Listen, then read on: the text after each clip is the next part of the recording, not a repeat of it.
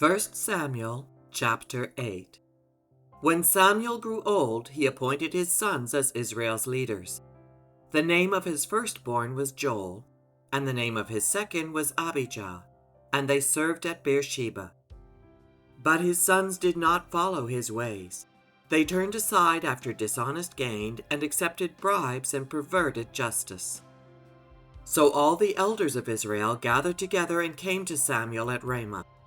They said to him, "You are old, and your sons do not follow your ways. Now appoint a king to lead us, such as all the other nations have." But when they said, "Give us a king to lead us," this displeased Samuel, so he prayed to the Lord. And the Lord told him, "Listen to all that the people are saying to you. It is not you they have rejected, but they have rejected me as their king, as they have done from the day I brought them up out of Egypt until this day, forsaking me and serving other gods. So they are doing to you. Now listen to them, but warn them solemnly and let them know what the king who will reign over them will claim as his rights." Samuel told all the words of the Lord to the people who were asking him for a king. He said, "This is what the king who will reign over you will claim as his rights. He will take your sons and make them serve with his chariots and horses, and they will run in front of his chariots. Some he will assign to be commanders of thousands and commanders of 50s, and others to plow his ground and reap his harvest, and still others to make weapons of war and equipment for his chariots. He will take your daughters to be perfumers and cooks and bakers. He will take the best of your fields and vineyards and olive groves and give them to his attendants. He will take 1/10 of your grain and of your vintage and give it to his officials and attendants. Your male and female servants and the best of your cattle and donkeys he will take for his own use. He will take 1/10 of your flocks, and you yourselves will become his slaves. When that day comes, you will cry out for relief from the king you have chosen, but the Lord will not answer you in that day." But the people refused to listen to Samuel. "No," they said, "we want a king over us. Then we will be like the other nations, with a king to lead us and to go out before us and fight our battles." When Samuel heard all that the people said, he repeated it before the Lord. The Lord answered, "Listen to them and give them a king." Then Samuel said to the Israelites, "Everyone go back to your own town." 1 Samuel chapter 9. There was a Benjamite, a man of standing, whose name was Kish, son of Abiel, the son of Zeror, the son of Bechorath, the son of Aphiah of Benjamin. Kish had a son named Saul, as handsome as a young man as could be found anywhere in Israel, and he was a head taller than anyone else. Now the donkeys belonging to Saul's father Kish were lost, and Kish said to his son Saul, "Take one of the servants with you and go and look for the donkeys." So he passed through the hill country of Ephraim and through the area around Shalisha, but they did not find them. They went into the district of Shalim, but the donkeys were not there. Then he passed through the territory of Benjamin, but they did not find them. When they reached the district of Suth, Saul said to the servant who was with him, "Come, let's go back, or my father will stop thinking about the donkeys and start worrying about us." But the servant replied, "Look, in this town there is a man of God. He is highly respected, and everything he says comes true. Let's go there now.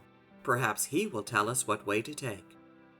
Saul said to his servant, "If we go, what can we give the man? The food in our sacks is gone. We have no gift to take to the man of God. What do we have?" The servant answered him again. "Look," he said, "I have 1/4 of a shekel of silver. I will give it to the man of God so that he will tell us what way to take." Formerly in Israel, if someone went to inquire of God, they would say, "Come, let us go to the seer," because the prophet of today used to be called a seer. "Good," Saul said to his servant, "Come, let's go." So they set out for the town where the man of God was. As they were going up the hill to the town, they met some young women coming out to draw water, and they asked them, "Is the seer here?" "He is," they answered. "He's ahead of you. Hurry now. He has just come to our town today, for the people have a sacrifice at the high place. As soon as you enter the town, you will find him before he goes up to the high place to eat. The people will not begin eating until he comes, because he must bless the sacrifice. Afterward, those who are invited will eat. Go up now, you should find him about this time." They went up to the town, and as they were entering it, there was Samuel, coming toward them on his way up to the high place. Now the day before Saul came, the Lord had revealed this to Samuel. "About this time tomorrow I will send you a man from the land of Benjamin. Anoint him ruler over my people Israel. He will deliver them from the hand of the Philistines. I have looked on my people, for their cry has reached me." When Samuel caught sight of Saul, the Lord said to him, "This is the man I spoke to you about. He will govern my people." Saul approached Samuel in the gateway and asked, "Would you please tell me where the seer's house is?"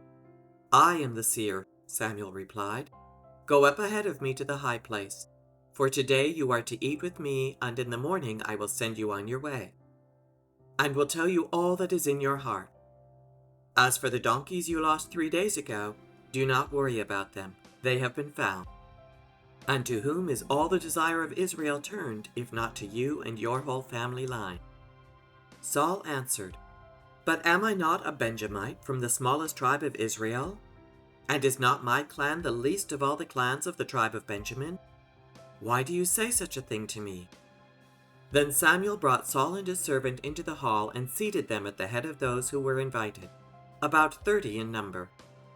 Samuel said to the cook, "Bring the piece of meat I gave you, the one I told you to lay aside." So the cook took up the thigh with what was on it and set it in front of Saul.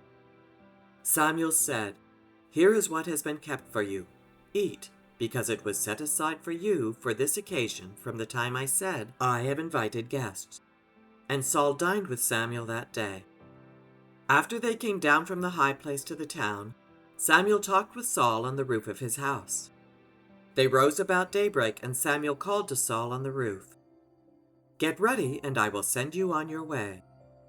When Saul got ready, he and Samuel went outside together. As they were going down to the edge of the town, Samuel said to Saul, "Tell the servant to go on ahead of us." And the servant did so. "But you stay here for a while, so that I may give you a message from God."